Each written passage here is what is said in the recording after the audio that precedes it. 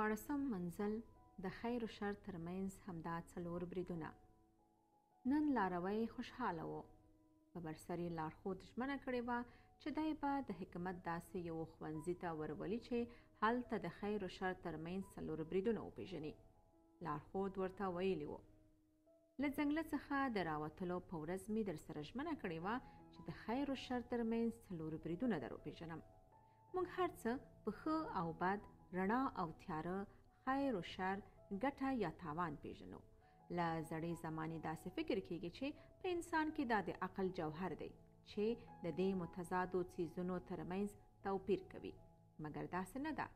عقل انسان ته د ګټې او تاوان په اړه مخامخ درک وربخلی شي، خو په یوازې سره د خیر و شر ترمنځ د نیامنې پریکړې تاوان وربخلی نشي. راځه نوره کیسه به د حکمت ښوونځي له ښوونکو واورئ.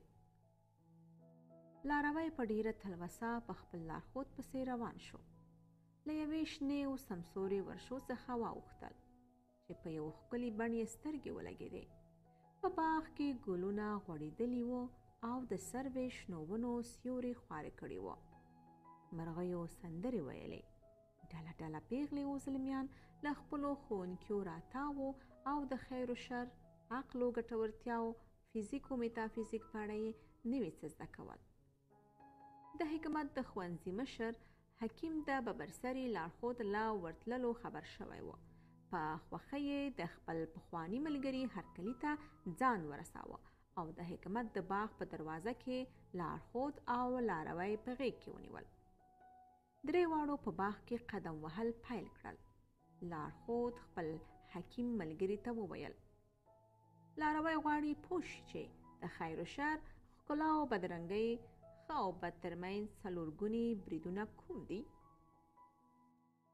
حکیم په خوښۍ سره کیسه پیل کړه. پخوا زمانو کې یو سړی خبر شو چې د ډیرو سرو او سپینو زرو خاوند پانګوال ګاونډی یې ناڅاپه مړ شو او د هغه ښکلې کونډه او وکلن ښایسته ماشوم یې د ټولو ورپاتې شتو له میراث سره په مینه یوازې پاتې دي. سړي په کور کې یوه تیره توره لرله. لنډپاري عقل ورته وویل ښکلې او ځوانه کونډه میړه غواړي. که ته ولاړ شې او په دې توره ماشوم ووژنې نو کونډه به در واده کړې او بیا به د دې ټولو شتو خاوند شې. سړي توره واخیسته او د ګاونډي کور ته روان شو. لومړی یو پوځي په مخه ورغی. سړي وپوښت څوک یې؟ پوځي ورته وویل زه قانون یم او که ماشوم دې وواژه د قتل په جرم به دې ونیسم. سړی لږ پښه نیولی شو خو لا هم په ژمنه ټینګ و. فکر یې وکړ د سرو او سپینو زرو په مرسته به له قانون څخه ځان پټ کړم. څو ګامه وروسته یو نوراني سړی په مخه ورغی. ده بیا وپوښت څوک یې؟ زه ګروهه یم. که له قانون څخه ځان پټ کړې نو له څښتن څخه خو ځان پټولی نشې. څښتن به دې د ماشوم په قتل مجازات کړي. سړی نور هم زړه نازړه شو او له خدایه ویره یې په زړه ورننوتله، مګر فکر یې وکړ ښایي خدای به مې وبخي. د وړاندې تللو تکل یې وکړ. له لرې یې ښکلی وکلن ماشوم ولید. توره یې لاس کې ټینګه کړه. دا مهال یو ښکلی او مهذب سړی په مخه ورغی. ده وپوښت ته څوک یې؟ زه اخلاق یم. غواړم دومره در په یاد کړم چې که ته د دې ماشوم پر ځای وای او یا ستا په ماشومتوب کې چا غوښتي وای چې په توره دې ووژني نو تا به څه کول؟ سړی ورېږدېد. په وچولي یې خوله راښکته شوه او ماشوم ته نږدې ودرېد. توره یې تر شا پټه کړه. څه ګوري چې ماشوم ډېر ښکلی او معصوم دی. دا مهال یوه ښکلې پیغله راغله او د سړي مخې ته ودرېده. سړي وپوښتل ته څوک یې؟ زه عاطفه یم.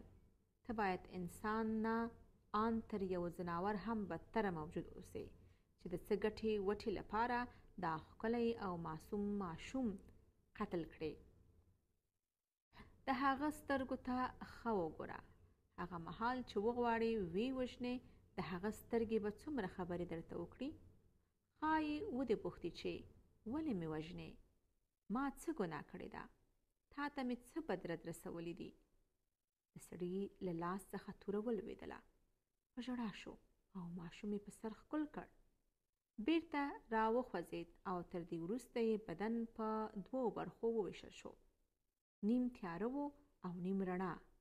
نیمایي بدن یې داسې سپین ځلېده لکه ستوری. د سر ماغزه هم نیم تیاره ول نیم رڼا.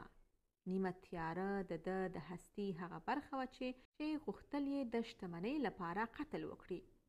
نیمه رڼا یې هغه هستي وه چې له دې پیښې څخه په راستنېدلو کې رڼا شوې وه. نیم تیاره عقل یې د بدۍ پر مهال لارښوونه کوله، خو نیمایي روښانه عقل یې د بیرته راګرځېدو پر مهال لاره وروښوله.